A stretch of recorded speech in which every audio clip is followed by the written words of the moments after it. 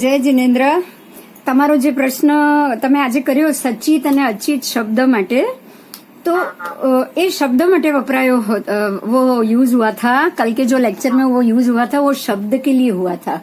मतलब अगर सचित शब्द, तो अगर कोई जीव, जैसे मैं बोल रही हूँ तो मेरे मुंह से जो शब्द निकल रहे हैं वो हो गया सचित, क्योंकि जीवंत व्यक्ति के मुंह से वो शब्द निकल रहा है।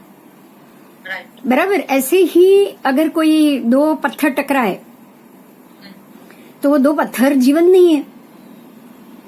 या फिर जैसे एक गाड़ी किसी पेड़ से टकराई तो वो जो आवाज आएगी, जो धमाका होगा, वो होगा अचित, क्योंकि ये शब्द उसके निकले हैं जिसके शरीर में चेतना नहीं, वो जो अभी जीव के रूप में नहीं है, जिसके शरीर में चेतना नहीं। और मिश्र शब्द मतलब कि अगर कोई सिंगर गाना गा रहा है और साथ में वो म्यूजिक भी बजा रहा है, तो जो वीणा का भी आवाज उसमें ज्वाइन हो रही है और वो खुद गा रहा है तो अपनी आवाज भी उसमें ज्वाइंट हो रही है। तो जब दो आवाज मिक्स होके बाहर आए, जिसमें एक सचित हो एक अचित हो, है ना, सचित और अचित दोनों शब्द अगर बाहर आता है तो उसको मिश्र कहा जाता है। हाँ, वो समझ में आ गया। मतलब ये शब्दों का भी इतना प्रभाव है यूनिवर्स में। वो ये एक बात समझना, शब्द आपको पता होगा, आहार शरीर इंद्रिय जो 6 पर्याप्ति होती है, फिर श्वासोच्छ्वास भाषा और मन, शब्द तो एक पर्याप्ति है। ये जो भाषा हम बोल रहे हैं ना, भाषा पर्याप्ति, ये तो ऐसी पर्याप्ति है जो 6 पर्याप्त जीव लेकर आते हैं। जो एकेंद्रिय, बेंद्रिय, तेंद्रिय, चौरिंद्रिय तक तो ये पर्याप्ति ही नहीं होती। अच्छा। हाँ, ये 4 तक तो ये पर्याप्ति होती ही नहीं है, शब्द पर्याप्ति। वो लोग कहाँ बोल सकते हैं? नहीं बोल सकते। आप देखो, नहीं बोल सकते। हाँ, तेंद्रिय तक के जीव के पास तो शब्द है ही नहीं। शब्द एक बहुत बड़ा पुद्गल भी है, पर्याप्ति भी है। हमारे में जो भाषा पर्याप्ति है ना, बोलने की कैपेसिटी, तो ये तो सबसे बड़ा कर्मबंध का कारण हुआ। बराबर। हाँ, उसमें तो कंट्रोल नहीं होता ना। हाँ, वही तो कंट्रोल करना है। कैसे करना है, कैसे शब्द बोलना है, कहाँ बोलना है, ये सारी चीज आएगी। क्योंकि जैन धर्म ने ये तो सिखाया कि आप कहाँ पर ये सारी जो हमारे जो मन वचन काया के योग है ना, उपयोग जो है ना, योग है ना, योग, उसको आपको कहाँ पे उपयोग में लेना है। आपको उसको ऐसे ध्यान से उसका उपयोग करना है। उपयोग करना है मतलब समझदारी से उसका योग करना है। हम बोलते हैं ना, जैसे मंदिर में कोई पूजा करने में लाइन है तो कोई लाइन तोड़ के आगे जा रहा है तो हम क्या बोल रहे हैं? उपयोग करो, उपयोग रखो। अगर जल्दी कोई नहीं कर रहा है, लाइन जल्दी हट नहीं रही है, तो वो भी पुजारी आके बोल रहा है कि उपयोग रखो। उपयोग रखो का मतलब क्या है? आप थोड़ा कुछ समझदारी से काम लो। हाँ, आप समझदारी से काम लो। आपके पीछे बहुत बड़ी लाइन है, आप जल्दी करो, दूसरों का सोचो, मतलब समझदारी से काम लो। उपयोग रखने का मतलब, उपयोग का मतलब ही है कि समझदारी से काम लेना। समझदारी, हाँ, थोड़ा विवेक रखो। हाँ, विवेक रखो, विवेक। तो ये जो विवेक से हमें ये शब्द पुद्गल का उपयोग करना है। आप जैसे विवेक से उसका उपयोग करोगे ना, तो आप आत्मा के गुणों को उजागर कर पाओगे और कर्म को घटा पाओगे। बहुत इजी है। देखिए, पर्याप्ति तो जो मैं पिछले जन्म में जितना मैंने पुण्य कमाया था, जितनी पर्याप्ति मैं लिख कर आई, उतनी पर्याप्ति तो मुझे भोगनी ही भोगनी। उतने तो शब्द मेरे मुंह से निकलेंगे ही जितनी पर्याप्ति बाकी। आप देखो, बहुत से लोग ऐसे होते हैं जैसे कि सेमी कॉन्सियस, वो शब्द पर्याप्ति उनकी बंद हो गई। उन्होंने अपनी शब्द पर्याप्ति खत्म कर ली, ताकि इसीलिए उनको हेमरेज हुआ है। अब वो जब तक जिएंगे बोल नहीं पाएंगे, ब्रेन डेड हम बोलते हैं। उसका मतलब क्या हुआ? अब इनकी शब्द पर्याप्ति फिनिश हो गई, खत्म हो गई। तो शब्द पर्याप्ति तो आपको जितनी मिली है उतने शब्द मैं प्रयोग करूंगी ही, लेकिन मुझे कहाँ पे कैसे शब्द का प्रयोग करना है, ताकि कर्मबंध का कारण, हाँ, ताकि नया तो कर्म ना बंधे और मेरे ऊपर जो लगे है ना उसको मैं हटा पाऊं, उसको मैं हटा पाए। हाँ, हाँ, हल्के कर पाए। हाँ, इतना सूक्ष्म है अपना जैन धर्म। हाँ, इसीलिए वो कल पूरे जो उसके जो उपयोग, मतलब जो पूरा लिस्ट था ना, उसमें एक शब्द भी था। पुद्गल के जो 10 भेद है ना, उसमें एक शब्द भी बोला गया है। हाँ। ठीक है, और किसी को कोई प्रश्न है तो वो भी पूछ लीजिए।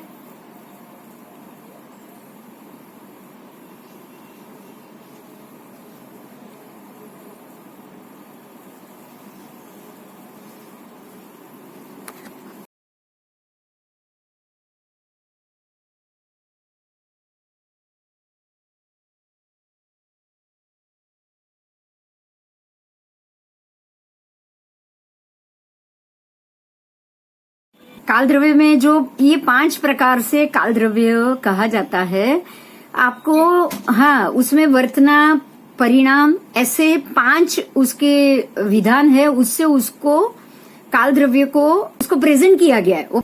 वर्तना मतलब जैसे काल में बदलाव आता है ना, जी। अभी जो चल रहा है ये समय ही वर्तमान है। आज जो एक समय में तो जो इससे पहले का जो समय बीता है वो भूतकाल हो गया है ना, और ये समय के बाद आने वाला समय वर्तमान होगा। ये उसको वर्तना परिणाम बोला गया है। अच्छा। काल का वर्तना परिणाम मतलब वो इस प्रकार से निकल रहा है, सरक रहा है कि आप उसको पकड़ भी नहीं सकते हो। इसी प्रकार से ये वर्तना, परिणाम, ये 5 को डिफाइन किया गया है। उसको एक एग्जाम्पल लेके मैं आपको समझाऊंगी अगले क्लास में। ठीक है, एग्जाम्पल लेके उसका पूरा डिटेल करके मैं आपको ये जरूर समझा दूंगी। Thank you. हाँ, चलो अभी मैं ये आगे निकल रही हूँ, अपना शुरू करते हैं। हाँ,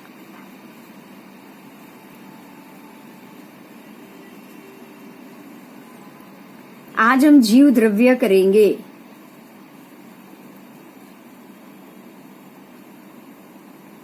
आज हम जीव द्रव्य करेंगे। जीव द्रव्य ये एक ऐसा षड्द्रव्य है जो 4 गति के अंदर डिवीजन में गया हुआ है। ये जीव द्रव्य देव गति, मनुष्य गति, तिर्यंच गति और नरक गति, जो ऐसे मुख्यत्व जीव द्रव्य के पहले 2 विभाग मानने हैं। पहले 2 विभाग जैसे कि संसारी जीव और मुक्त जीव।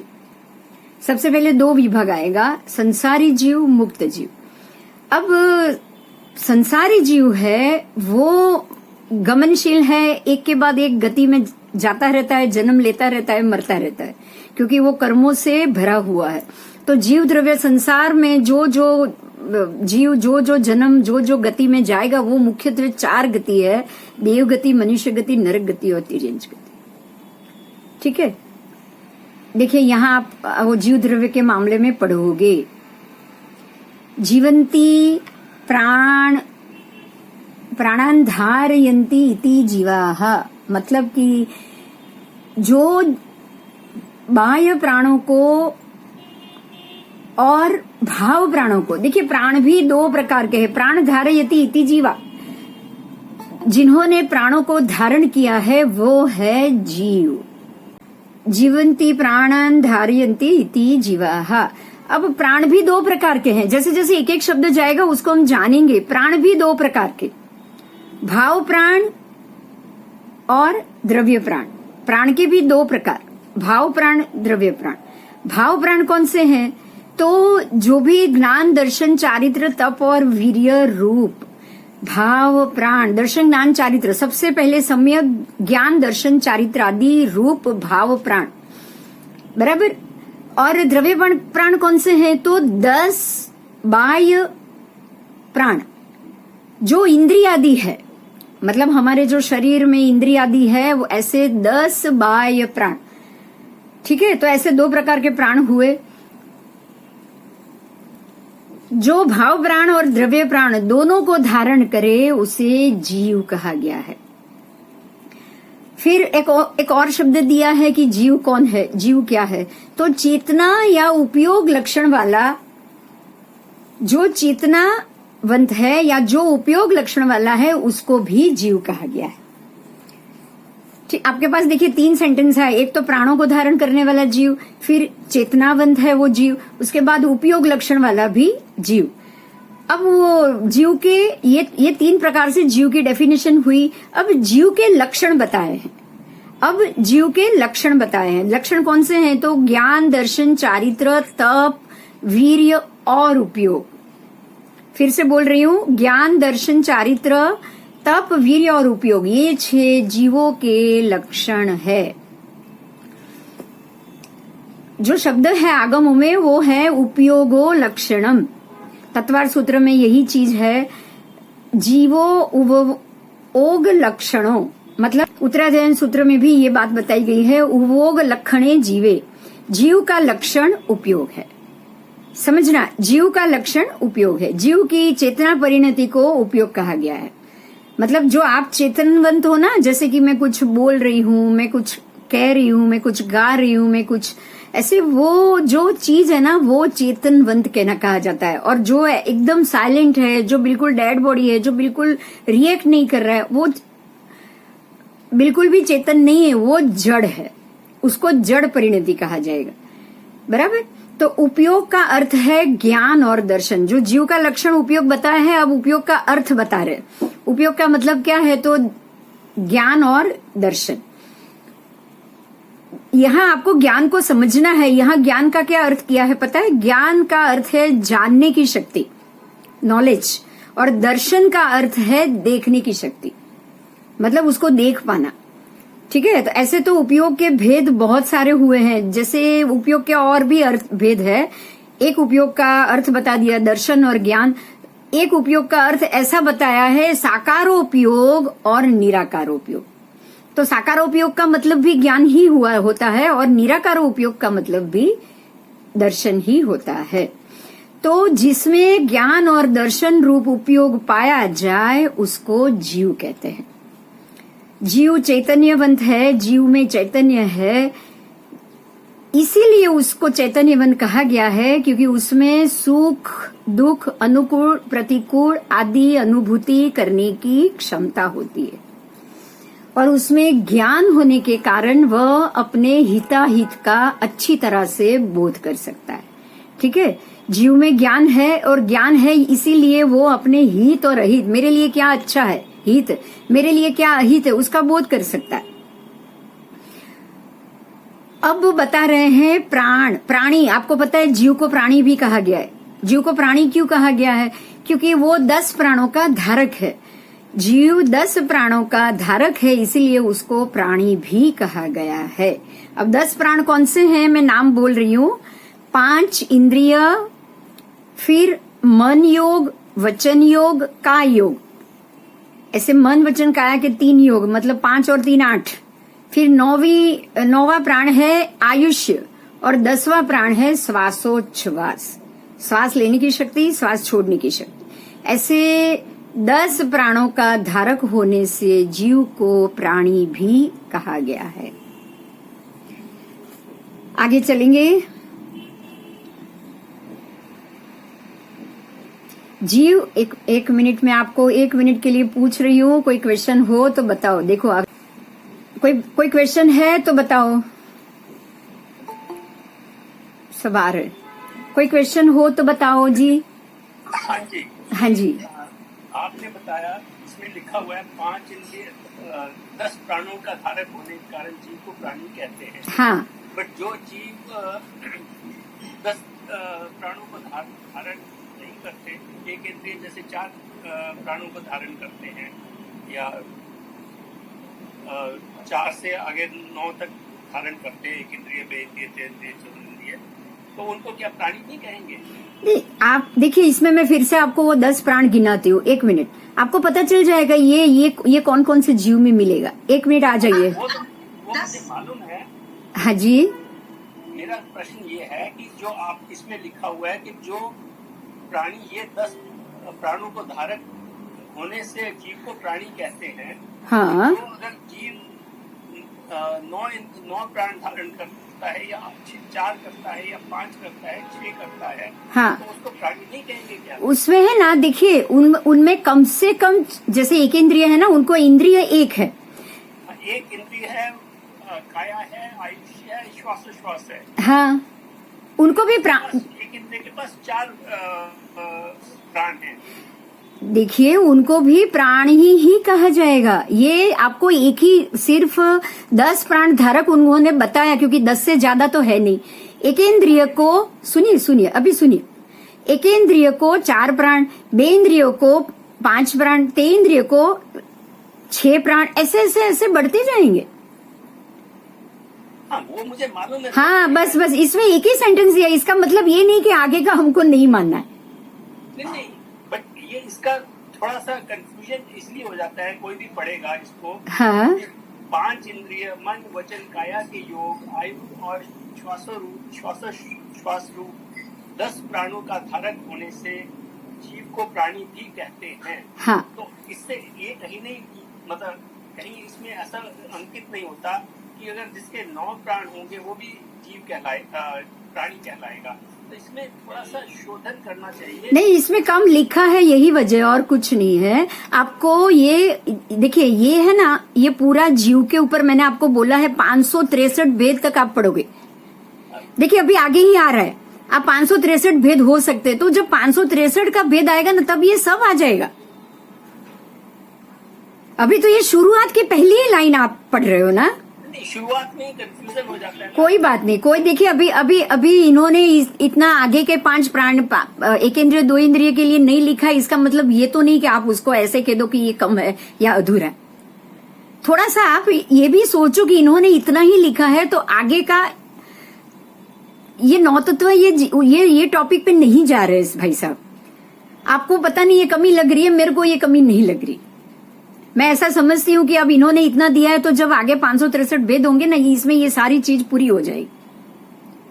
अभी तो मैंने 5 लाइन ही पढ़ी है, इसमें आपको 5-10 पेज पढ़ने।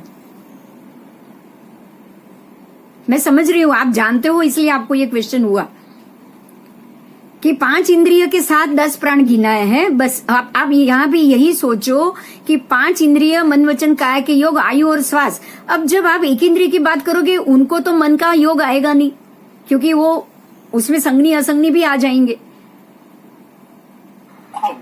हाँ, तो मतलब बहुत सारी चीज घट जाएगी। अब इसमें जिसको तो मालूम है, जिसको मालूम है उसको कंफ्यूजन नहीं होगा।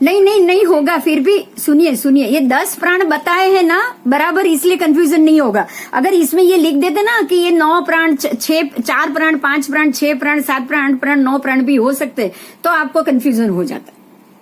नहीं, फिर नहीं होता, फिर क्लियर हो जाता। ठीक है, चलो कोई बात नहीं। अभी आप आगे चलते हैं हम। और कोई क्वेश्चन है? क्योंकि ये कम लिखा है वही, और कोई इसमें कोई गलत नहीं है, बस कम लिखा है। आपको एक इंद्रिय 2 इंद्रिय का इसमें डिटेल नहीं बताया है, इसलिए। और कोई क्वेश्चन है तो बताओ।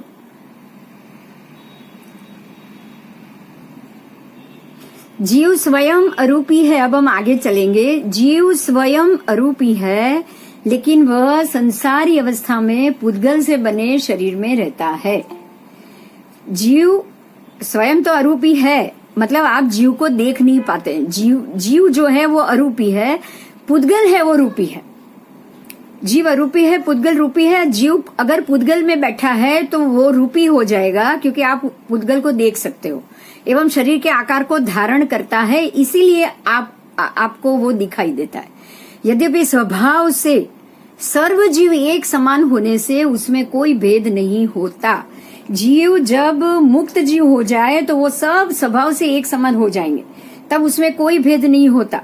लेकिन कर्म के उदय से प्राप्त शरीर की अपेक्षा से, जीव को प्राप्त शरीर की अपेक्षा से जीव के 2 भेद, 3 भेद, 4 भेद, 5 भेद, 6 भेद, 10 भेद और 14 भेद इत्यादि विस्तृत रूप से वहां से लेके 563 तक भी भेद हो सकते हैं। आपको ये समझा रहे हैं कि भाई 2 भी है, जीव के 2 भेद भी है, 3 भी है, 4 भी है, 5 भी है, 6 भी है, 10 भी है, 14 भी है, और वहां से लेके 563 तक के भेद होते हैं। अब बिना प्राण के प्राणी जीवित नहीं रह सकता है। एक चीज समझनी है कि प्राण तो कोई भी जीव होगा, उसको प्राण मतलब आयुष्य मिलेगा और मिलेगा। भाव प्राण जीव के ज्ञानादि स्वरूप है। अब देखो, ये सारे द्रव्य प्राण थे, वो 10 के 10 द्रव्य प्राण थे। यहाँ सिर्फ द्रव्य प्राण और भाव प्राण को ही बताया है। आप यहाँ एक चीज फोकस कीजिए, द्रव्य प्राण बता दिए तो वो टोटल 10 है, तो उनको इसलिए यहाँ 10 बताना पड़ा। अब भाव प्राण सबसे इम्पोर्टेंट यहाँ द्रव्य और भाव को किया गया है। भाव प्राण क्या है मैंने आगे पढ़ लिया, फिर भी बता रही हूँ आपको कि दर्शन ज्ञान, सम्यक ज्ञान दर्शन चारित्रादि रूप भाव प्राण, ये जो आप हमारे जो भाव प्राण है, वो भाव प्राण अगर जीव में उजागर हो गए, ये भाव प्राण अगर जीव में ज्ञानादि स्वरूप में होते हैं, वो अगर उजागर हो गए तो सिद्धात्मा पूर्णतया प्रकट गुणों के साथ आपको सिद्ध गति में मिलेंगे। तो वो सिद्ध गति के जीव हो गए, वो मुक्त जीव हो गए, तथा संसारी जीवों को जीने के लिए द्रव्य प्राण और पर्याप्ति दोनों, उनको द्रव्य प्राण भी चाहिए, उनको पर्याप्ति भी चाहिए। ठीक है, तो संसारी जीव को जीने के लिए द्रव्य प्राणों और पर्याप्तियों की अपेक्षा रहती है। पर्याप्ति भी अलग अलग आएगी, एक इंद्रियों को आएगी, बे इंद्रिय को, ते इंद्रिय को, सबको पर्याप्ति अपर्याप्ति सबको अलग है, और द्रव्य प्राण भी सबके अलग अलग जाएंगे। यह जीव द्रव्य से, अब उसकी जो द्रव्य क्षेत्र काल भाव से उसकी डेफिनेशन की गई है गुण से, वो है जीव द्रव्य से अनंत की संख्या में है। अब ये सब चीज आपको जरूर याद रखना है, क्योंकि सब में अलग अलग है, द्रव्य से सब में अलग अलग। क्षेत्र से ये 14 राजलोक में उत्पत्ति वाला है, क्योंकि ये 14 राजलोक के सिवा बाहर तो कहीं उत्पन्न जीव होंगे नहीं। काल से ये अनादि अनंत है, जीव द्रव्य काल से अनादि अनंत बोले। अनादि अनंत क्योंकि जीव सिद्ध के जीवों की अपेक्षा से भी मान्य है, क्योंकि सिद्ध में जो गए हैं वो उनकी मतलब अंत वापस अनादि तो आएगी नहीं, वापस उनको फिर से जन्म मरण तो आएगा नहीं। और भाव से अरूपी होने के कारण वर्ण गंधादिक से रहित होते। भाव से जीव द्रव्य अरूपी है और वर्ण गंधादिक से रहित है। वो पुद्गल की वजह से आपको वर्ण और मिलेगा, वर्ण गंध रस स्पर्श, लेकिन वो सारे पुद्गल के होते हैं, जीव के नहीं। ठीक है, ये चीज को ध्यान में रखना है। और अंत में गुण से, स्पेशली इसमें वापस गुण आया, सिर्फ काल में ही गुण नहीं आया है, बाकी सब में गुण आया है। गुण से ज्ञान दर्शनादि गुण युक्त होते हैं। अगर वो संसारी जीव है तब भी वो ज्ञान दर्शनादि गुण युक्त है। हाँ, ये अलग बात है कि उनके ज्ञान दर्शनादि गुण दबे हुए हैं, ढके हुए हैं। और अगर आप मुक्त जीव है तो उनके ज्ञान दर्शनादि गुण खुले हुए। स्व शरीर तुल्य विविध आकृति वाला जीव होता है। हरेक जीव स्व शरीर और विविध आकृति तुल्य होता है। अब उनकी जो विविध आकृति है वो आप जीव के 563 भेद में अच्छे से पढ़ पाओगे, है ना। जो भी विविध आकृति है वो जैसे जैसे सूक्ष्म से लेके संसारी जीव के 14 भेद आएंगे, आपको संसारी जीव के 14 भेद में सभी की सभी योनि, सभी की सभी प्रकृति के जीव आ जाएंगे। और जब तक वो नहीं आएंगे तब तक ये हम पेंडिंग रखेंगे, क्योंकि उसमें थॉरोली जाना ज्यादा अच्छा है। कोई क्वेश्चन हो तो बता दीजिए, फिर आगे दूसरा टॉपिक लूं।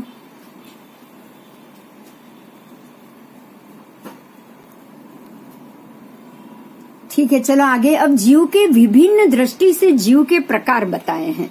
अभी आपने जो देखे थे ऐसे ही जीव के अलग अलग प्रकार है। जीव को विभिन्न दृष्टि से जीव का एक ही प्रकार कहा है, वो है चेतना की अपेक्षा, क्योंकि चेतनवंत जीव एक ही है, चेतनवंत जीव एक ही है, इसलिए चेतना की अपेक्षा से जीव का एक ही प्रकार है। जीव के 2 प्रकार, संसारी जीव और मुक्त जीव की अपेक्षा से 2 प्रकार है, एक है संसारी, एक है मुक्त। फिर त्रस और स्थावर की अपेक्षा से भी 2 प्रकार है, एक है त्रस जीव, दूसरा है स्थावर जीव। फिर वेद की अपेक्षा से 3 प्रकार है, पुरुष वेद, स्त्री वेद और नपुंसक वेद। ये वेद 3 के अलावा ज्यादा नहीं होते। जीव के गति के हिसाब से 4 प्रकार है, देव गति, नरक गति, मनुष्य गति और तिर्यंच गति। फिर जीव के इंद्रिय के हिसाब से भी 5 प्रकार है। इंद्रिय है एक इंद्रिय, बे इंद्रिय, ते इंद्रिय, चौरेंद्रिय और पंचेंद्रिय। अब जीव के काय के हिसाब से 6 प्रकार है। काया के हिसाब से पृथ्वी काय, अप काय, तेऊ काय, वायु काय, वनस्पति काय और त्रस काय। ठीक है, अब ये आपका जीव द्रव्य खत्म हुआ है। कुछ हो तो बोलो और डिटेल से बाद में जाएंगे। कुछ है तो प्लीज बता दो। अभी जीव द्रव्य में कोई कंफ्यूजन नहीं होना चाहिए। इन लोगों ने आपको बहुत शॉर्ट में बताया है, ये शॉर्ट में बताया है, इसलिए आप जो कह रहे हैं ना कि भाई हर एक जीव की अलग अलग पर्याप्ति और उनके प्राण बताने चाहिए, तो वो नहीं बता पाएंगे।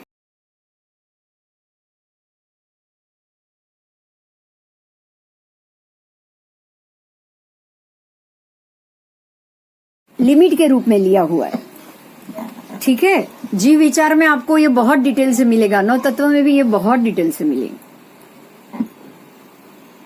हाँ, आगे चलूं या कोई है क्वेश्चन, या आगे चलूं? बिंदु बहन, मुझे एक लाइन नहीं समझ में आई। हाँ, बोलो बोलो।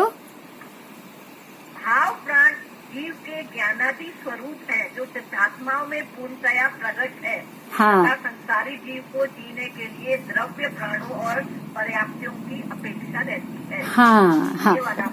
हाँ, मैं समझा देती हूँ, एक मिनट। हाँ, प्रेजेंटेशन में जाती हूँ, समझा देती हूँ। देखिए, आपने ये भाव प्राण वाला सेंटेंस बोला। भाव प्राण जीव के ज्ञानादि स्वरूप है। ये जो भाव प्राण है ना, वो है हमारे सम्यक दर्शन, ज्ञान, चारित्र आदि जीव के गुण। आपको ये जो 8 कर्म आवरण है, वो 8 कर्म जब आवरण से हट जाएंगे ना, तो हमारे 8 गुण उजागर हो जाएंगे। ये तो आपको पता है ना, ये तो आप जानते हो ना?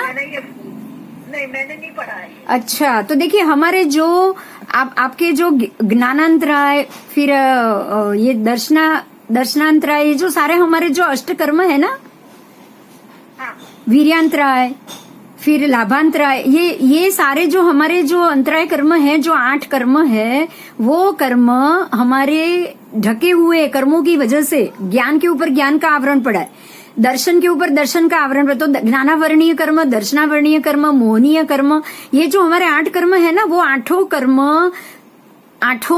कर्मों ने हमारे 8 ज्ञान को दबा दिया। समझे आप? संसारी जीव के अंदर ज्ञान पड़ा हुआ है, लेकिन वो ज्ञानावरण कर्म ने उसको ढक दिया।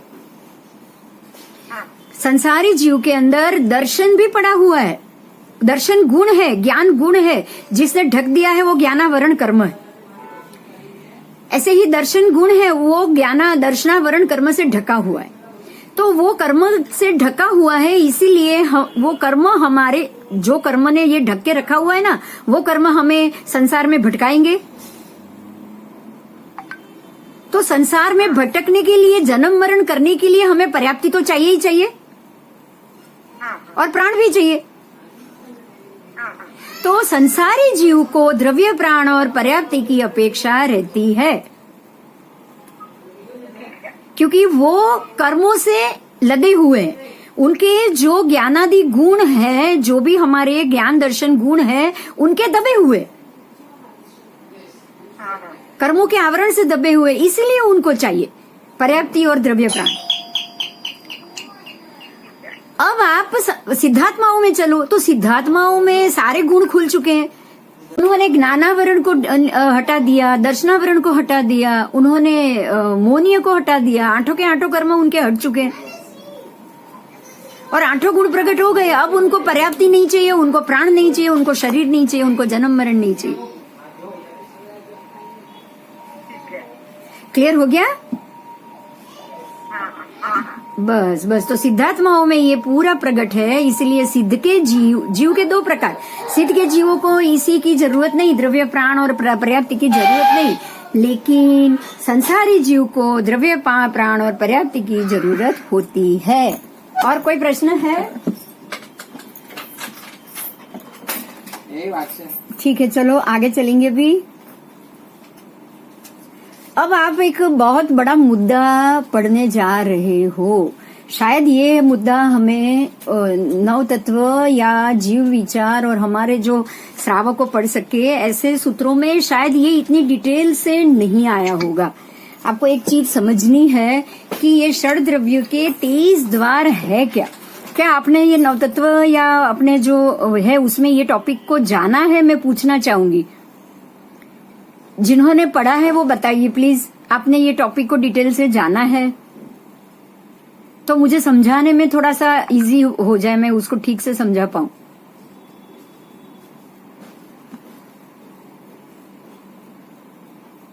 बता पाओगे कोई जो जानते हैं वो?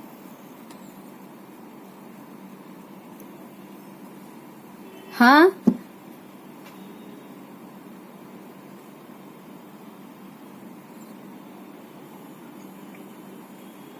एक बार क्वेश्चन रिपीट करना। षड्द्रव्यों के 23 द्वार, षड्द्रव्य के 23 द्वार, ये क्या आपने किसी ने भी ये जाना है? नहीं, मैंने तो नहीं। क्योंकि जिन्होंने भी ये जैसे ये जिन्होंने भी ये नव तत्व या जीव विचार किया है उनको शायद नव तत्व वाले को पता हो, तो जो जानते हैं मैं उनको ही पूछना चाहूंगी, नहीं तो मैं इसको ज्यादा डिटेल से जाऊं, मैं इसलिए पूछ रही हूँ बस। मैम नौ तत्व पढ़ा है लेकिन द्वार नहीं पढ़ा है। ठीक है, चलो उसमें गाथा है, मैंने इसीलिए शायद पूछ लिया कि क्या आपने ये पढ़ा है। कोई बात नहीं, अपन एकदम डिटेल से जाएंगे क्योंकि ये बहुत इंपॉर्टेंट टॉपिक है। देखिए, षड्द्रव्य के 23 द्वार बताए गए हैं। अब 23 द्वार का मतलब अगर आपने दंडक किया हो तो आपको पता होगा, उसमें 24 द्वार होते हैं, गति आगति आदि। तो इसमें षड्द्रव्य को 23 प्रकार से अलग अलग इसका मूल्यांकन किया गया है। समझना मैं क्या कह रही हूँ, शांति से। धर्मास्तिकाय को 23 प्रकार से जानो, समझ रहे हो मेरी बात?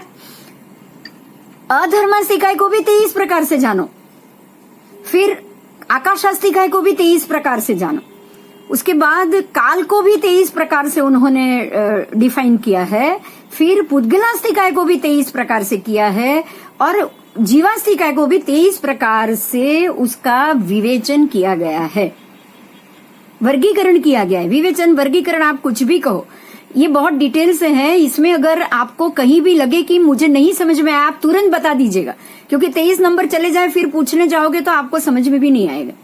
ओके, देखिए ये क्या है कि षड्द्रव्यों को विशद समझने के लिए, मतलब उसको डिटेल से समझने के लिए यहाँ परिणामी आदि 23 द्वारों से विचारणा की जा रही है। आप षड्द्रव्य को 23 द्वारों से जान रहे हो, तो 23 द्वार में सबसे पहला द्वार हुआ परिणामी।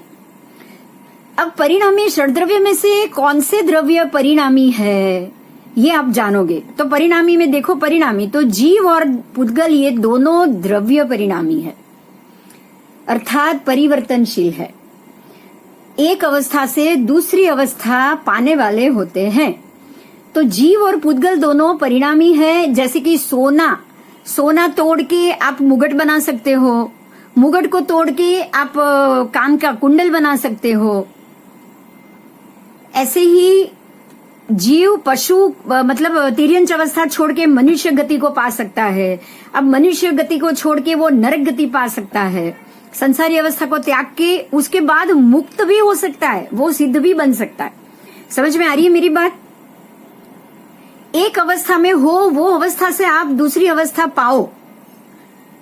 आज मैं मनुष्य में हूँ, कल मैं तिर्यंच में जा सकूं, या कल परसों में तिर्यंच में से मैं वापस मनुष्य में आ सकूं, वापस मनुष्य से मैं देवगति में जाऊं, देवगति में से मैं फिर से मनुष्य में आऊं, और मैं अपने कर्मों को हटा के मुक्त भी हो जाऊं। ऐसे परिवर्तनशील सिर्फ 2 द्रव्य है, जीव और पुद्गल।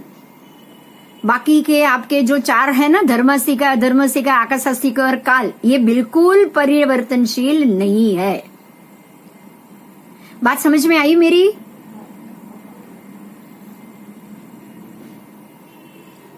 Yes ma'am. बस मैं दूसरे पे जा रही हूँ। ऐसे हम 23 द्वार देखेंगे, सबको डिवीजन दिया है। तो परिणामी में जीव और पुद्गल आए, बाकी के नहीं आए।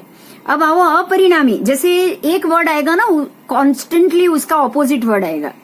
अब जैसे इसमें आपने आगे ही पढ़ लिया, परिणामी में जीव और पुद्गल है, तो अपरिणामी में कौन हुआ? तो धर्मास्तिका, अधर्मास्तिका, आकाशास्तिका और काल, ये 4 द्रव्य अपरिणामी है, अपरिवर्तनशील है। तो जीव और पुद्गल तो आगे ही आपने देख लिया ना, परिणामी है। तो जीव और पुद्गल परिणामी है, बाकी के 4 अपरिणामी है। क्लियर हो गया? क्योंकि परिणामी और अपरिणामी दोनों विरोधी है शब्द। जो परिणामी में आएंगे वो अपरिणामी में नहीं आएंगे। बराबर? हाँ मैम। हाँ, बस अब ऐसे ही बाकी के शब्द विरोधी जाएंगे। ये विरोधी शब्दों से इन्होंने ये 6 द्रव्य का मूल्यांकन किया है। अब आगे आओ। जीव, जीव जिसमें चेतना हो वह जीव द्रव्य है। जीव मतलब चेतनवंत, जिसमें चेतना है वो जीव द्रव्य। तो एक ही द्रव्य जीव है, जीव एक ही द्रव्य है, खाली जीव द्रव्य, बाकी किसी में चेतना नहीं है। आत्मा हमारा जो जीव द्रव्य है, आत्मा है, वो ही चेतनवंत है, बाकी पुद्गल, धर्मासिका, अधर्मासिका कोई भी जीव नहीं है। अब आओ अजीव द्रव्य। देखो जीव और अजीव, अजीव में कौन है? तो जो चेतना से रहित है, मतलब जो जीव के बिना के बाकी के पांचों द्रव्य है वो अजीव। तो जीव अजीव द्वार में, जीव द्वार में जीव द्रव्य आएगा, बाकी के पांचों के द्रव्य अजीव द्वार में जाएंगे। क्लियर हुई बात? हाँ मैम। बस पांचों द्रव्य चेतना से रहित है, उनमें बिल्कुल चेतना नहीं है, उनको बार बार जन्म मरण नहीं करना है। यही बात है कि वो कायमी है। अजीव, पांचों के पांचों अजीव, आपको अजीव द्रव्य में 5 आई ना, वो अजीव अजीव की कल्पना से आए हैं, उनको पूरा का पूरा अजीव नहीं मानना है आपको। मात्र जीव अजीव की कल्पना से ही धर्मास्तिकाय, अधर्मास्तिकाय, आकाशास्तिकाय, काल द्रव्य और पुद्गलास्तिकाय, वो पांचों के पांचों जीव अजीव के द्वार से वो अजीव हो गए और जीव अजीवास्तिकाय एक जीव हो गया। अब आगे आओ। जो 5 और 6 को मूर्त अमूर्त माना है, मूर्त और अमूर्त। तो मूर्त द्रव्य कौन है? तो रूपी द्रव्य, मूर्त का मतलब रूपी, रूपी द्रव्य मात्र पुद्गलास्तिकाय। मूर्त का अर्थ समझना, मूर्त का अर्थ ये है कि जो मूर्ति रूप है, जिसको आप देख पाओ, जो पदार्थ के रूप में। बाकी के सारे अमूर्त है, आप उसको देख नहीं पाओगे, दृष्टिगोचर नहीं होते। आंखों से विजिबल है। हाँ, विजिबल, बस आपकी भाषा में विजिबल। अमूर्त है वो इनविजिबल। तो पुद्गल के अलावा पांचों के पांचों अरूपी। बराबर? हाँ, अब आओ सप्रदेशी। सप्रदेशी का मतलब प्रदेशों से युक्त। अब प्रदेशों से युक्त कौन कौन से द्रव्य है?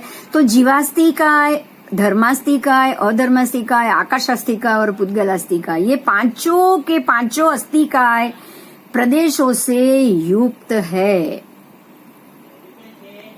अब किसके कितने प्रदेश है हमने कर लिए, लेकिन यहाँ फिर से लिखा है जीवास्तिकाय आदि जीव, धर्म और अधर्म, ये 3 है, और एक लोकाकाश, प्रत्येक के असंख्य प्रदेश है। इसमें से ये 4 के असंख्य प्रदेश और अलोकाकाश तो अनंत प्रदेश। देखिए क्योंकि जीवास्तिकाय, उसके 3 धर्मास्तिकाय, अधर्मास्तिकाय और लोकाकाश, वो तो 14 राजलोक प्रमाण है, ये चारों उनका तो प्रमाण फिक्स हो गया। तो प्रदेश भी फिक्स हो गया कि भाई 14 राजलोक। तो 14 राजलोक मतलब कितने हुए? तो वो भी असंख्य है, आप गिन नहीं पाओगे। आप गिनती में 14 राजलोक शब्द बोल रहे हो, लेकिन उसको गिन नहीं पाओगे, इसलिए वो असंख्य प्रदेश हो गया। पर अलोकाकाश तो 14 राजलोक भी शब्द नहीं है, राज भी शब्द उसमें तो नहीं, इसलिए उसको अनंत प्रदेश माना है। ये बात समझ में आई? ना आई हो तो बोलो, मैं फिर से समझाऊं।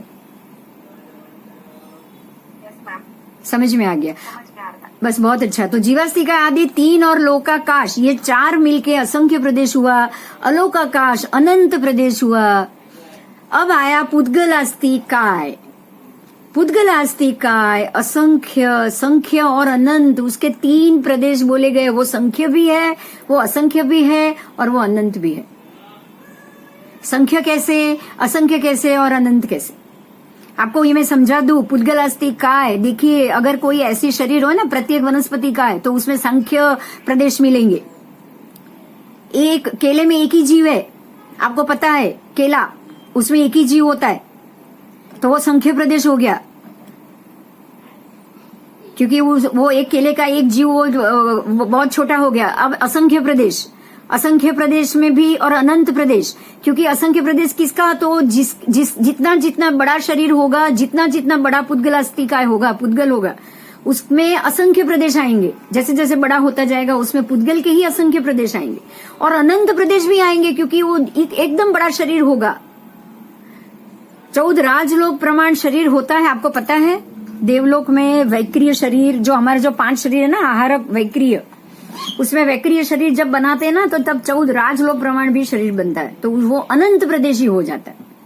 बराबर। इस प्रकार से पुद्गलास्थि काय के जैसा आपका पुद्गल का जीव का पुद्गलास्थि काय वाला शरीर, उस हिसाब से संख्य, असंख्य और अनंत प्रदेश बोले गए हैं।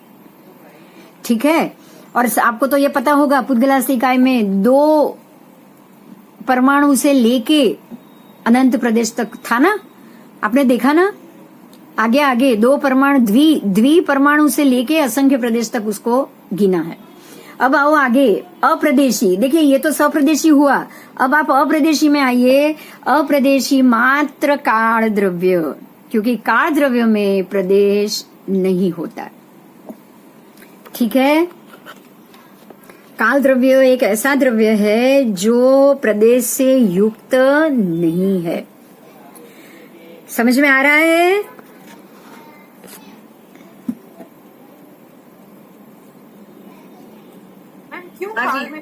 हाँ, काल में प्रदेश नहीं है, क्योंकि काल में देखिए धर्मास्थि का 14 राजलोक में समाया हुआ है, ये समाया हुआ है। काल तो ऐसे समाया हुआ तो है ही नहीं, वर्तमान सिर्फ एक समय है। भूतकाल चला गया, भविष्य काल आएगा नहीं। सुनिए सुनिए, भूतकाल चला गया, भविष्य आएगा नहीं, तो वर्तमान में तो एक ही समय है ना। तो एक समय में कौन सा प्रदेश आएगा?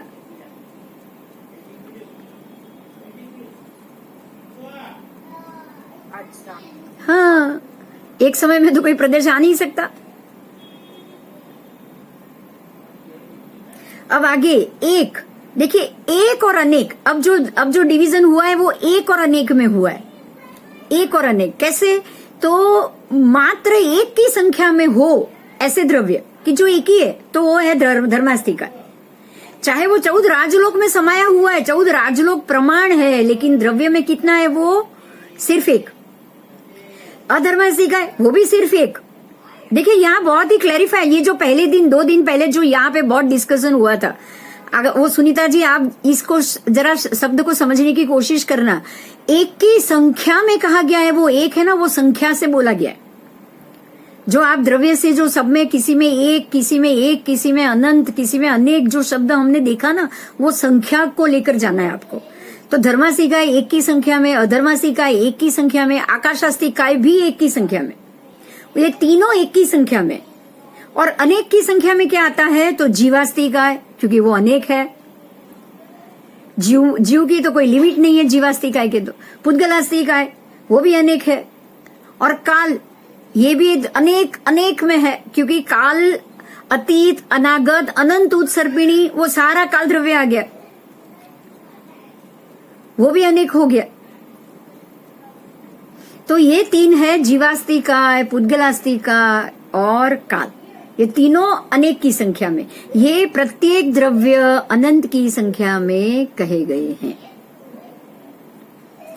क्लियर हुआ? एक और अनेक फिर से बोल दो, नहीं तो मैं फिर से बोलूं, अटक जाती हूँ यहाँ पे। एक और अनेक क्लियर हुआ? क्लियर हो गया, चलो बहुत अच्छा है। आगे चलो। क्षेत्र की अपेक्षा, क्षेत्र और क्षेत्री, देखो एक अनेक पढ़े ना, ऐसे क्षेत्र क्षेत्री पढ़ेंगे। अब क्षेत्र की अपेक्षा से आकाशास्थि काय एक क्षेत्र द्रव्य है। आपने देखा, देखिए यहाँ पे बहुत अच्छे से समझो आप। आकाशास्थि का एक क्षेत्र था, अलोक का आकाश अलग है, लोक का आकाश अलग है, लेकिन दोनों अखंड है। आपको अखंड शब्द सिर्फ यहां मिला था, याद आया? याद आया? हाँ, तो आकाश है वो अखंड इसीलिए है क्योंकि लोक में भी आकाश है और अलोक में भी एक ही आकाश है, मगर द्रव्य एक ही है, एक ही क्षेत्र है। आकाशास्थि का एक ही क्षेत्र लेकर बैठा है। अलोक में जो आकाश है वही लोक का आकाश अपने अंदर लेकर बैठा है। फिर से इसको ध्यान में रखना, ठीक है? तो अलोक के आकाश में लोक का भी आकाश है और बाकी के 6 के 6 द्रव्य भी अंदर, क्योंकि 14 राजलोक ही अलोक के आकाश में। इस प्रकार से आकाशास्थि का एक क्षेत्र द्रव्य है जिसमें बाकी सारे द्रव्य रहे हुए हैं। तो क्षेत्र से एकमात्र एक ही द्रव्य हुआ आकाशास्थि का। अब क्षेत्री से आओ, क्षेत्री से आकाश क्षेत्र में रहने वाले ऐसे धर्मास्थि का यदि 5 द्रव्य है वो क्षेत्रीय द्रव्य है। बराबर? क्षेत्र का मालिक है वो क्षेत्र है, लेकिन क्षेत्र में रहने वाले क्षेत्री हुए कि नहीं हुए?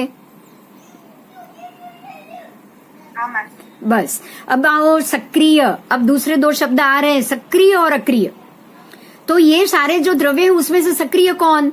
तो गमनादि क्रिया, आना जाना, रुकना, उठना, सोना, खाना पीना, ये गमनादि क्रिया, वो सारी क्रिया करने वाले दो द्रव्य है, जीवास्तिकाय और पुद्गलास्तिकाय।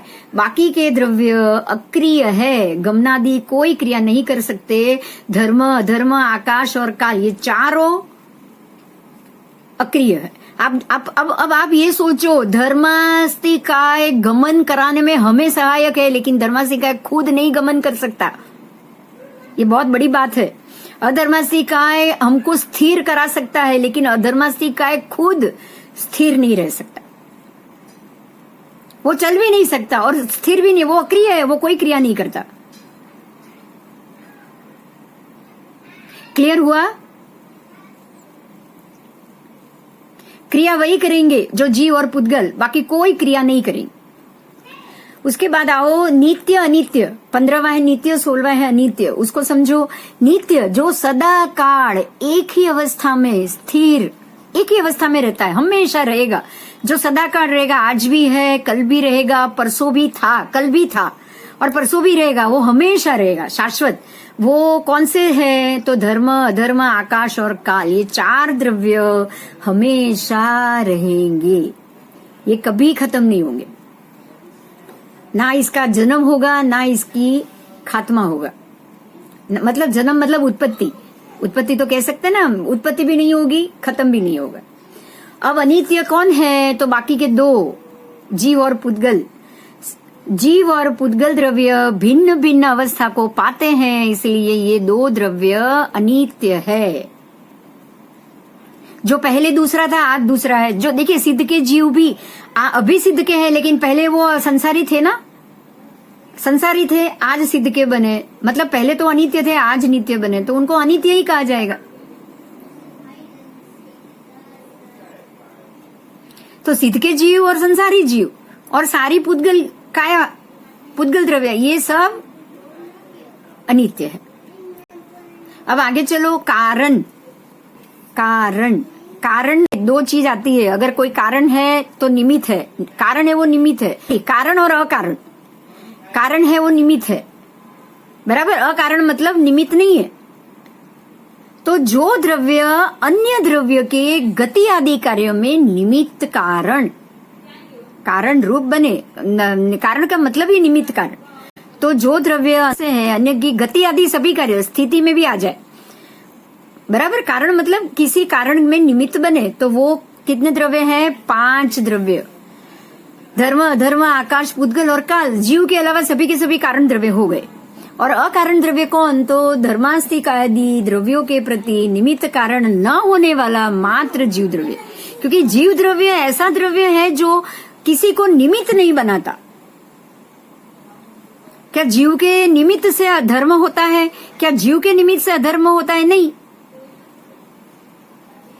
इसलिए जीव द्रव्य अकारण है, वो किसी को निमित्त नहीं बनाता। वो जीव द्रव्य है, इसलिए अधर्मास्तिकाय है, धर्मास्तिकाय है ना। लेकिन धर्मास्तिकाय, अधर्मास्तिकाय, आकाशास्तिकाय, पुद्गल और काल है, तो जीव अपनी क्रिया कर सकता है। जहां ये नहीं है, सिद्ध में ये सब नहीं है, तो सिद्ध के जीव कोई क्रिया नहीं कर सकते। बहुत सिंपल है और बहुत सरल जवाब है इसका। क्लियर हुआ? ये बात मेरी क्लियर हुई? हाँ बोलो, हो गई? हाँ हो गई मैम। ओके। कर्ता कर्ता के बाद है लइए सर्वगत, सर्वव्यापी। जो लोक और अलोक सब में एक ही अगर द्रव्य अगर कोई व्याप्त तो है, तो वो एक ही है, वो है आकाश द्रव्य। जो अलोक में भी है, लोक में भी है और बाकी सभी द्रव्यों को अपने अंदर लेकर बैठा है। ऐसे ही असर्वगत मतलब आकाश के बाकी अलावा बाकी के सारे 5 द्रव्य सर्वत्र तो है ही नहीं, खाली 14 राजलोक में ही है। तो असर्वगत में आकाश के बिना धर्मादि 5 द्रव्य लोकाकाश में ही होने से उसको असर्वगत माना है। अब है अप्रवेशी प्रवेशी। तो तो अप्रवेशी का मतलब ये क्या हुआ, तो सर्व द्रव्य एक ही स्थान में एक दूसरे में परस्पर प्रवेश करके ही रहते हैं। देखिए ये एक ही है, यहाँ अप्रवेशी प्रवेशी कोई है ही नहीं, ये इसलिए इसको 23 द्वार बोला है। अप्रवेशी की का ऑपोजिट कोई है ही नहीं, क्योंकि सारे के सारे द्रव्य अप्रवेशी है। सारे द्रव्य, ऐसा नहीं है कोई भी एक द्रव्य जो किसी दूसरे को प्रवेश ही ना करने दे। तो सर्व द्रव्य एक ही स्थान में एक दूसरे में परस्पर प्रवेश करके ही रहते हैं। फिर भी आपको ये बात समझना है कि आकाश में दूसरा द्रव्य है, धर्मास्तिकाय अधर्मास्तिकाय सारे के सारे एक दूसरे एक ही द्रव्य के अंदर प्रवेश करके रह रहे, लेकिन फिर भी एक द्रव्य में दूसरा द्रव्य कभी भी परिणत नहीं होता है। ये चीज आपको बहुत बड़ी बात है, इसको समझना, ये बहुत ही बड़ी बात कि कोई भी द्रव्य सर्वथा हर रूप से अन्य द्रव्य रूप से परिणत कभी नहीं होता। जीव अगर पुद्गल के अंदर इतने सालों तक पड़ा रहे ना, 1,000 वर्ष की आयु है कछुए और सबकी, और वृक्ष की 10-10 हजार वर्ष की वृक्ष की आयु होती है, लेकिन 10,000 वर्ष के बाद भी वो वृक्ष में से जीव अलग होगा ही होगा, होगा ही होगा। मनुष्य में भी 100 साल की आयु, जैसे ये हमारी अभी 100 साल की है, जब पहले आ रहे के लोग तो 3-3 गांव की काया थी उनकी, और 1500 धनुष की काया थी, और उनकी आयु भी बहुत लंबी थी। उनकी आयु जैसे ये हम बोलते हैं ना 84 लाख पूर्व तो 30 में, इससे आगे तो ज्यादा ही होगा आयु, सवाल ही नहीं है कि कम आयु हो। 84 लाख पूर्व से तो ज्यादा ही होगा पहले आर्य में। तो वो सभी इतने आयु के बाद भी जब वो उनके प्राण शरीर से निकलते हैं तो द्रव्य, पुद्गल द्रव्य और जीव द्रव्य दोनों आसानी से अलग हो जाते। मेरी बात समझ में आ रही है? आसानी से अलग हो जाते। जब आपके प्राण निकलेंगे ना तो आपके ये शरीर ऐसे ही पड़ा रहेगा, उसमें से आत्मा चुपचाप बाहर निकल जाएगी। मतलब जीव, आत्मा मतलब जीव अस्थि का है, वो चुपचाप बाहर निकल जाएगा, क्योंकि वो कर्म से लदा हुआ है, इसलिए उसको जीव अस्थि का बोला जाएगा। वो चुपचाप बाहर निकल जाएगा आपके पुद्गल शरीर में से, ठीक है। इसीलिए उसको अप्रवेशी माना है। सभी द्रव्य, षड द्रव्य के 6 के 6 द्रव्य अप्रवेशी है, मतलब एक द्रव्य दूसरे द्रव्य के अंदर कभी प्रवेश नहीं कर सकता। चाहे वो एक ही दो द्रव्य एक शरीर में बहुत सालों तक रहे, वो चलेगा, हो सकता है वो। अतः सर्व द्रव्य अप्रवेशी है, एक दूसरे में प्रवेश नहीं पाते हैं, अपने मूल स्वरूप का कभी त्याग नहीं करते हैं। ये चीज आपको समझनी। इस तरह धर्मास्तिका है, अधर्मास्तिका, आकाशास्तिका है, पुद्गलास्तिका है, काल और जीवास्तिका है, रूप षड द्रव्यों का 23 द्वारों से के स्वरूप से कथन हुआ। ये उनके स्वरूप को आपने जाना। अब ये कहाँ है, ये मैं बता दूं, ये कहाँ है। ये आपको ऐसे तत्वार्थ में भी ये गाथा है, शायद ज्यादा डिस्क्रिप्शन से नहीं लिखा है, उसमें तत्वार्थ में भी है और नव तत्व में भी है। तो ये द्रव्य संग्रह मूल, परमात्मा प्रकाश मूल, फिर गोमट सार, जीव कांड मूल, नियम सार मूल, परिणामी जीव मुत्तम सप ऐसा एक खित क्रियाय, ये गाथा है नव तत्व प्रकरण में। तो नव तत्व प्रकरण में भी ये चीज है, पर शायद इतने डिस्क्रिप्शन से नहीं होगा, इसलिए हमको नहीं पता है। पर ये चीज बहुत समझने वाली है। इससे आपके 6 के 6 द्रव्य बिल्कुल क्लियर हो गए, बिल्कुल क्लियर हो गए। मैं समझ रही हूँ कि आपको एकदम एक साथ याद नहीं रहेगा, लेकिन ये आपको बिल्कुल क्लियर हो चुके हैं। अब कोई प्रश्न है तो बोलो, जरा 2 मिनट के लिए मैं खोल रही हूँ, क्योंकि ये 23 द्वार एक साथ गए हैं तो किसी को कोई ना कोई क्वेश्चन जरूर होगा। बताओ, है कोई प्रश्न?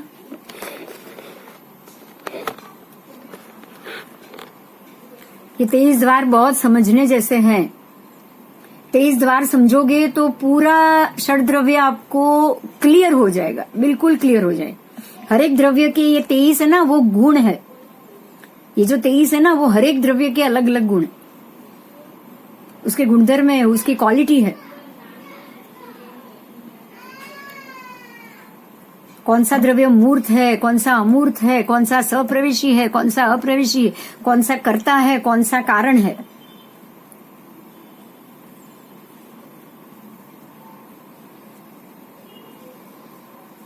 क्लियर हुई बात? लोक स्वरूप चिंतन से मानसिक शांति, ये तो ऐसे विवेचन ही है, सिंपल विवेचन है। उसको आपको बाद में ये पूरे जो बाकी के 2-3 पेज है ना, उसको आप पढ़ना जरूर, क्योंकि नेक्स्ट क्लास में हम नेक्स्ट लेसन लेंगे। लोक स्वरूप चिंतन से मानसिक शांति कैसे होती है, इसको समझना है। लोक स्वरूप चिंतन आपको पता होगा, जो बार भावना कही गई है ना, उसमें एक भावना है लोक स्वरूप चिंतन की भावना। क्योंकि अगर आप ये जानोगे, लोक का स्वरूप जानोगे, तो ही आपको यहाँ से मुक्त होने की इच्छा उजागर होगी। अगर आप ये जानोगे ही नहीं, आपको ये पता ही नहीं है कि भाई यहाँ से मुक्त कैसे हो सकते हैं, लोक का स्वरूप क्या है, षड द्रव्य क्या है, वो हमको किस प्रकार से बांध रहे हैं, तो हम मुक्त कैसे होंगे। मैं इसको पढ़ रही हूँ, विवेक पूर्वक लोक स्वरूप के चिंतन करने से। ये विवेक पूर्वक अगर आपका ये जैसे ये षड द्रव्य और लोक का स्वरूप था ना, उसका अगर चिंतन करोगे ना, तो मानसिक स्थिरता प्राप्त होगी। क्योंकि आपको ये समझ में आएगा कि अगर हमारे ऊपर कर्म लग रहे हैं तो ये सोचने से लग रहा है। देखिए, मन की चंचलता बहुत बड़ा दुर्गुण है। हर बात में अलग अलग प्रकार का सोच आना, ज्ञान आना, वो भी सांसारिक प्रवृत्ति का ज्ञान आना, वो तो बहुत नुकसान वाली बात। तो ये बहुत बड़ा दुर्गुण है। मगर मन की चंचलता को आप कहाँ पे कन्वर्ट कर सकते हो, तो आत्मचिंतन के बिना इसका निराकरण संभव नहीं। आपको चिंतन करना है, मन को चंचल बनाना है, पर कहाँ बनाना है, तो लोक स्वरूप का चिंतन करने। आप अपने मन की चंचलता को लोक स्वरूप का चिंतन करने के लिए लेके जाओगे, तो आपका मन स्थिर होगा। आपको इसके नुकसान पता चलेंगे तो आपको लगेगा कि भाई मुझे यहाँ से बाहर निकलना है, तो मुझे बाकी संसारिक क्रिया में मेरे मन को लगाना, मन वचन योग काय योग, ये योग से मुझे निवृत्ति लेनी है बस। तो ये सबसे बड़ा पॉइंट है, जो विस्तृत लोक स्वरूप के चिंतन से हमें ये पता चलता है कि हमारी आत्मा इस विशाल लोक में किस प्रकार से भटक रही है। कभी वह मनुष्य के रूप में, कभी वह पशु के चेतना के रूप में, कभी वह आत्मा ने देवत्व प्राप्त कर लिया, तो कभी वह नारकी भी बन गया।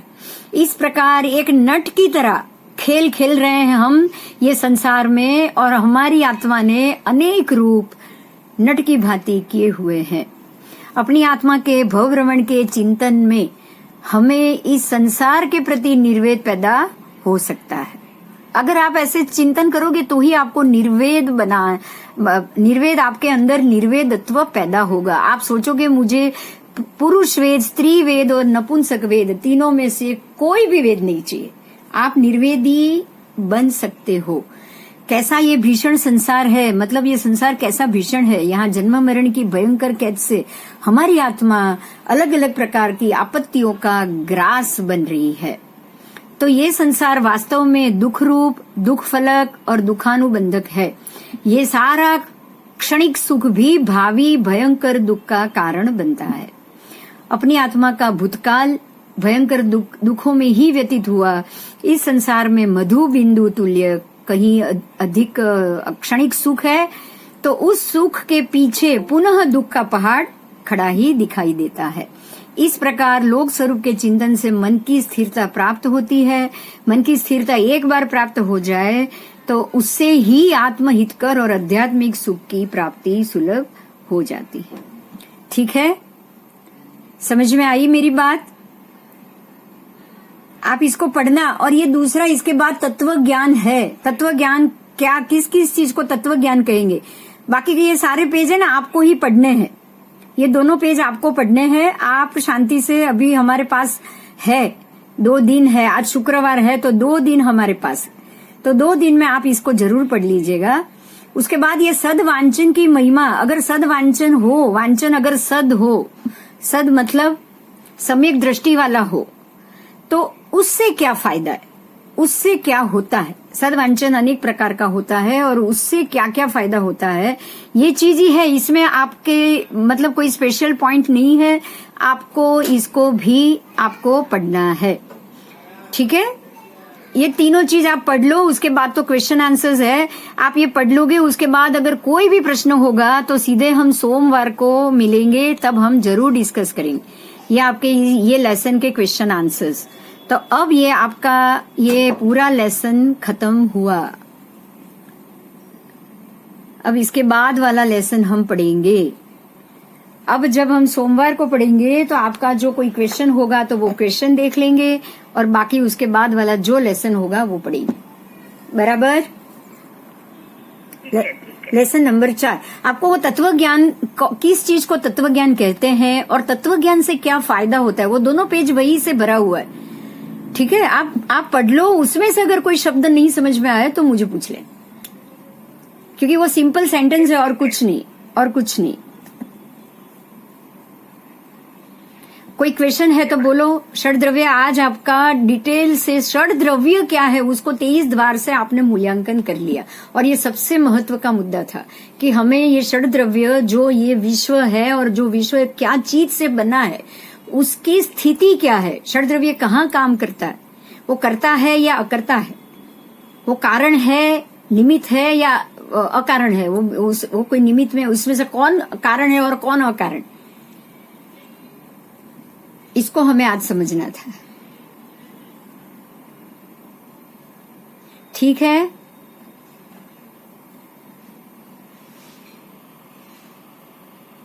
बिल्कुल बिल्कुल। बिल्कुल। कोई क्वेश्चन है तो पूछ लीजिए आप। नहीं, अभी सोमवार को ही पूछेंगे। हाँ, जरूर अच्छे जरूर। से बहुत अच्छा, बहुत अच्छा, बहुत अच्छा। आप सोमवार को ही पूछ लेना। हाँ जी, हाँ जी। और मंगलवार को मैं ऐसा सोच रही हूँ कि हम लोग मिलेंगे 9:30 के बाद, 1 घंटा 1.5 घंटा, फिर कोई लिमिट नहीं होगी। तब जो भी डिस्कशन करना होगा, ओपन प्लेटफॉर्म, आप आराम से चर्चा करेंगे उस दिन, जो अब तक चला है उस पर। हो सकता है किसी को कोई पॉइंट मिल जाए, किसी को कोई कौन सा पॉइंट मिल जाए। ओपन डिबेट भी जरूरी। ठीक है ठीक है, ओके, ठीक है ठीक है ठीक है, ठीक है फिर। ओके अच्छी बात। ओके जय ओके जिनेंद्र। ओके। जय जी, ओके, जय जिनेंद्र। थैंक यू बिंदु बेन। जय जय जिनेंद्र, जिनेंद्र। जय जिनेंद्र। प्रणाम। जय जिनेंद्र। प्रणाम, जय जिनेंद्र।